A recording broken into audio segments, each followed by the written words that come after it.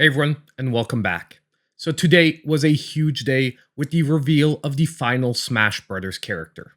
And by the thumbnail and the title of the video, you probably already know who that character is. Yes, we are finally getting Sora from Kingdom Hearts in Smash Bros.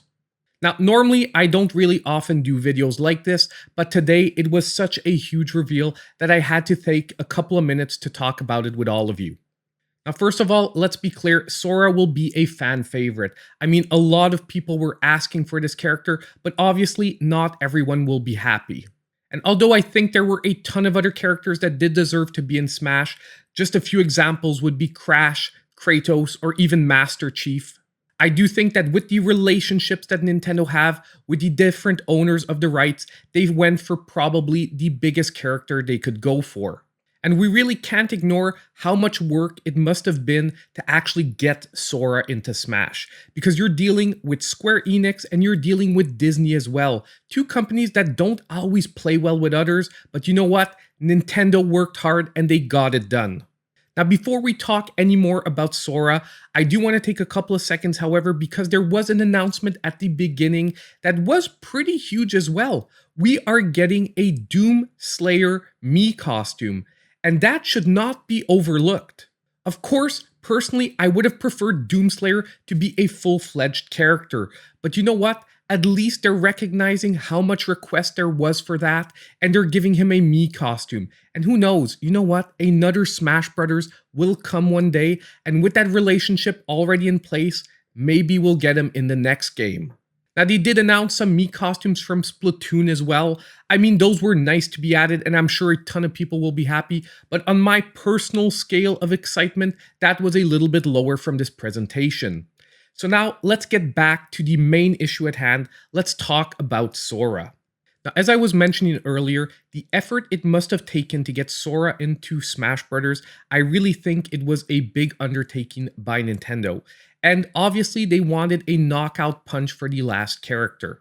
Now, if you watched the last Direct with me, at the end of the Direct, I did call out what my prediction was, and it was Sora. Because if you look back over the last 6 months, how much action there's been between Square Enix, Disney, and Nintendo, it was actually pretty insane. I mean, in the last two Directs, there's always been a mention of either one or many Square Enix properties, and somewhere there would be a property with a Disney tie-in as well. And huge companies like that won't get together and start talking about releases and getting their games into Nintendo Directs unless there's something bigger that they're chatting about in the background. Because none of those properties were like big enough to warrant Disney, Square Enix, and Nintendo sitting down in a room together. And I do think that those final talks is what finally sealed the deal and got Sora into Smash Bros. Now, honestly, I'll just take a couple of minutes to look at Sora's abilities, but I won't go too deep because honestly, I am a casual Smash Bros. Player. I'm not a super in-depth player. I won't be the best person to analyze what we saw from all the technical aspects. But from what I saw, from a casual perspective, as someone who picks up Smash Bros. Once or twice a week to play with his kids, well, you know what? Sora, it looks like it's going to be another sword wielder. Yes, we have a lot of those, but they also meld pretty well with all abilities.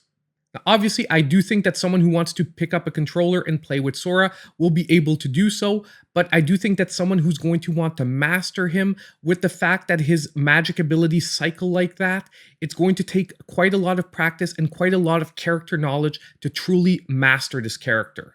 Now, obviously, we also got a brand new stage revealed, and it is a true beauty, and it is an evolving stage, and if you get to that last part with that humongous fresco behind you, it is really, really beautiful, and I do think that they went all out on the design of both the character and the stages here.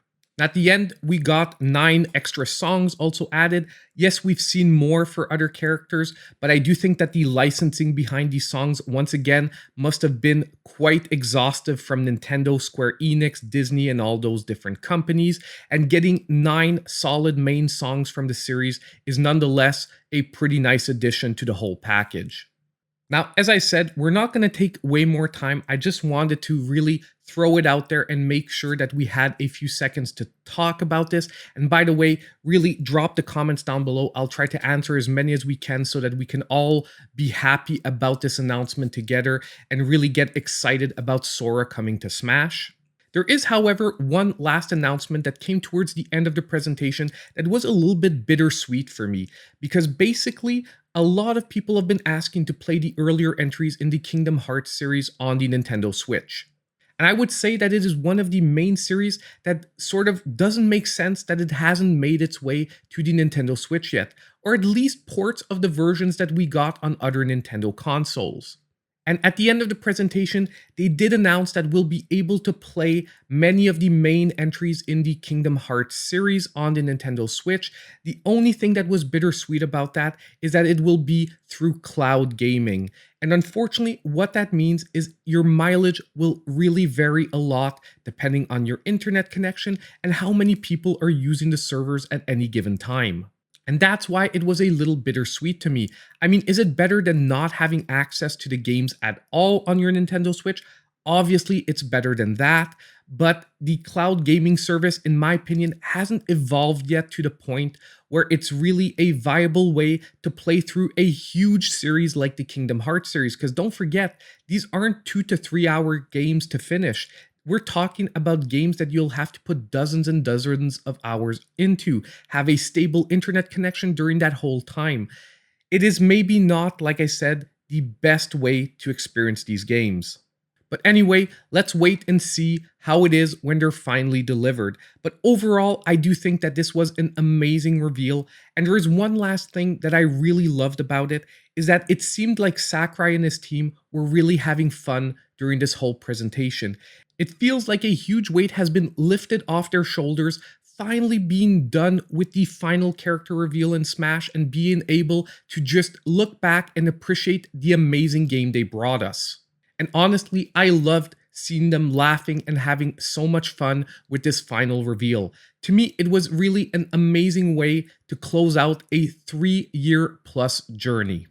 But anyway, I'm doing this really quickly on my lunch break, so I'm sorry if this video is a little shorter than I would have liked it to be. But like I said, let's talk about this. Let me know in the comments down below how you are feeling about the final reveal.